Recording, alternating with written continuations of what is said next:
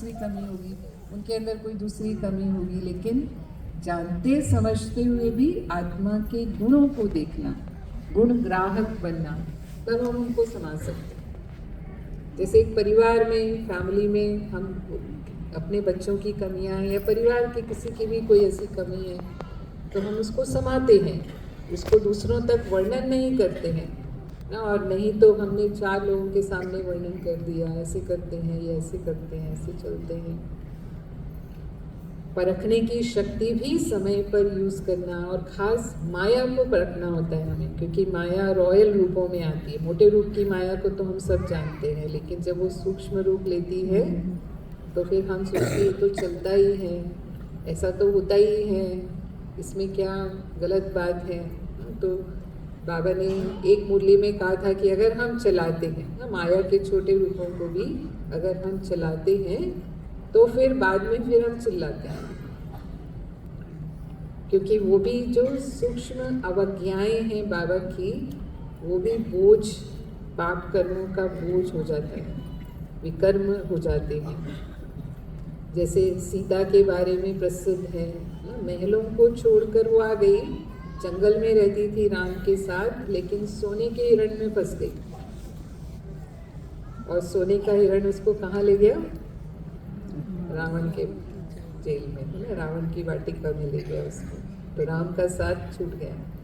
तो ऐसे ही, वैसे हम बेहद के वैरागी हैं, वैसे हम, बाबा ने हमें कहा देह सही, देह के सभी संबंधों को भूल, देह के पदार्थों को भूल, एक बाबा ही मेरा है।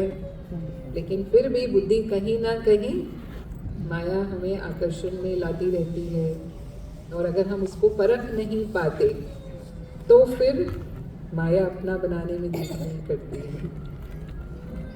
किसी को हम ज्ञान भी सुनाते तो भी परखना है, उसकी नब्ज को देखना है कि उसको क्या चाहिए इस वक्त। अगर उसको शांति चाहिए तो हम शांति की ही बातें सुनाएं, ताकि उसको शांति मिले, उसको शांति का अनुभव करें। ऐसे नहीं चाहिए उसको शांति और हम उसको सुना रहे हैं 84 जन्मों की कहानी, देवी देवताओं की बातें। तो किसी को अगर पानी चाहिए और आप भोजन दे दो तो उसको क्या चाहिए? पहले पानी चाहिए, बिना पानी के उसको भोजन अच्छा नहीं लगेगा। तो जिसको जो चाहिए ना, हमारे विंग्स क्यों बने? इसीलिए विंग्स बने कि हर एक प्रोफेशनल की अलग अलग रिक्वायरमेंट है, और जब ज्ञान को उनके ढंग से सुनाया जाता है तो उनकी एक्सेप्टेंस बढ़ती है, तब उनको समझ में आता है कि हाँ, स्पिरिचुअलिटी की क्या ज़रूरत है हमें अपने जीवन में। और नहीं तो फिर वो कहेंगे ये क्या आत्मा परमात्मा की बातें सुनाते हैं, ये तो हमारे काम की है ही नहीं। तो पहले उनके काम की क्या ज्ञान की बातें हैं ना, वो परखना, फिर उस अनुसार वो देना। निर्णय शक्ति जीवन में कदम कदम पर निर्णय लेने पड़ते हैं, और घर गृहस्थ में रहते हैं तब तो बहुत, क्योंकि दुनिया का भी बैलेंस करना है, ज्ञान का भी बैलेंस करना है, समाज में रहते हैं तो उनको भी संतुष्ट करना है। तो कई बातें ऐसी होती हैं कि ऊंच जाते हैं, दुविधा में आ जाते हैं, ये करना है कि नहीं करना। तो हमेशा बाबा कहता है फिर ब्रह्मा बाबा को देखो, क्योंकि ब्रह्मा बाबा ने घर गृहस्थ में रहते हुए संपूर्ण स्थिति को प्राप्त किया।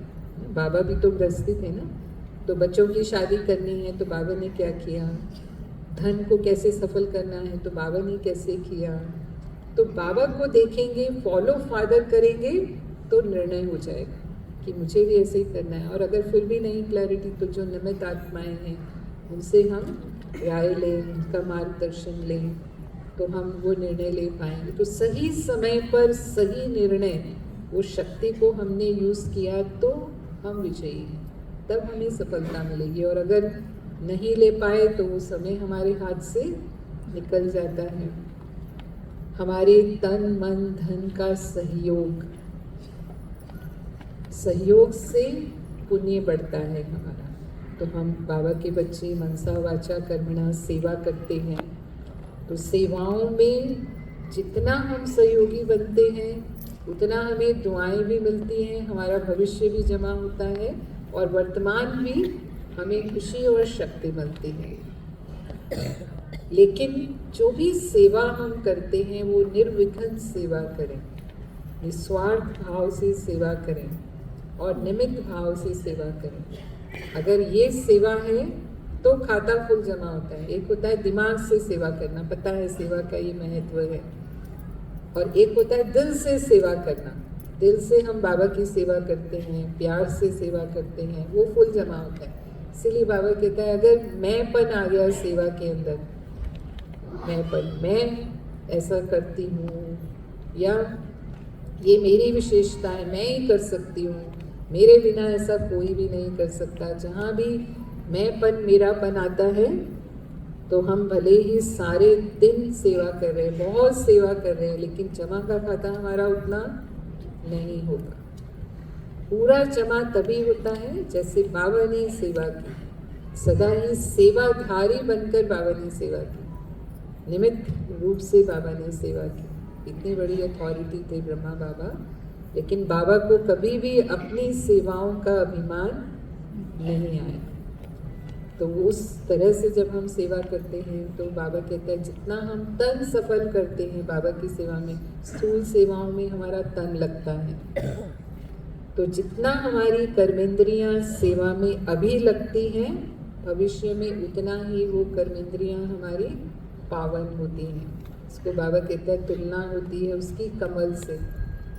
हस्त कमल, मुख कमल, कमल नयन, इस तरह से देवताओं की कर्मेंद्रियों की उपमा दी जाती है। तो ये कर्मेंद्रियां उतनी ही पावन होती जाती हैं और भविष्य में उसी रूप में फिर उसका यादगार होता है। और जितना हम मनसा सेवा करते हैं उतने ही जो हमारे चित्र बनते हैं, आज की मुरली में भी बाबा ने जैसे कहा कि वो हमारे चित्र जो हैं वो शांति और सुख देने वाले बनते हैं।